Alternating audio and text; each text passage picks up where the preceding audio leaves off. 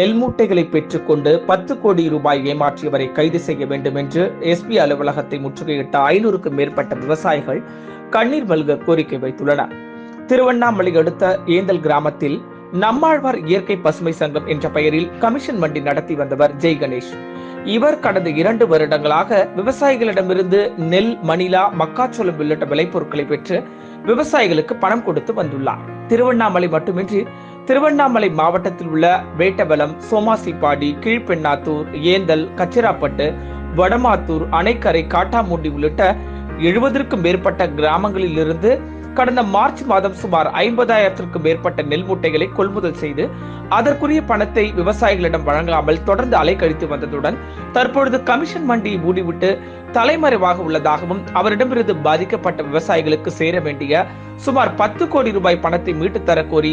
பாதிக்கப்பட்ட சுமார் 300க்கும் மேற்பட்ட விவசாயிகள் எஸ்பி அலுவலகத்தை முற்றுகையிட்டு மாவட்ட எஸ்பியிடம் புகார் மனு அளித்தனர். இதுகுறித்து பேசிய பாதிக்கப்பட்ட விவசாயிகள் அரசு கொள்முதல் நிலையங்களில் 1800 ரூபாய் வழங்குவதாகவும், ஆனால் நம்மாழ்வார் இயற்கை பசுமை சங்கத்தில் அதைவிட 300 ரூபாய் கூடுதலாக 2100 முதல் 2200 ரூபாய் வரை வழங்குவதாக கூறி எங்கள் கிராமத்தில் உள்ள சிலரிடம் ஜெகதீசன் நெல் கொள்முதல் செய்து உடனடியாக பணத்தை வழங்கியதால் ஆசைப்பட்டு தாங்களும் ஜெகதீசனிடம் தொடர்ந்து நெல் விற்பனை செய்ததாகவும், ஆனால் தற்பொழுது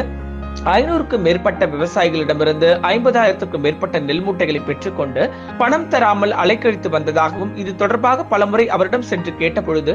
ஒவ்வொரு விவசாயிக்கும் காசோலை வழங்கியதாகவும், ஆனால் அந்த காசோலைகள் வங்கியில் பணமில்லாமல் திரும்ப வந்துள்ளதாகவும் வேதனையுடன் கூறும் அவர்கள்,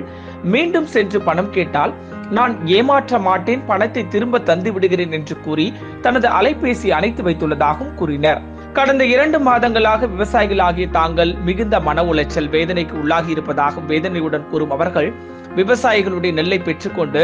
10 கோடிக்கு மேல் பணம் தராமல் தலைமறைவாகியுள்ள ஜெகதீசனை கைது செய்து அவரிடமிருந்து விவசாயிகள் பணத்தை மீட்டு தர வேண்டும் என்று கண்ணீர் மல்க தெரிவித்தனர். நிறைய பேர்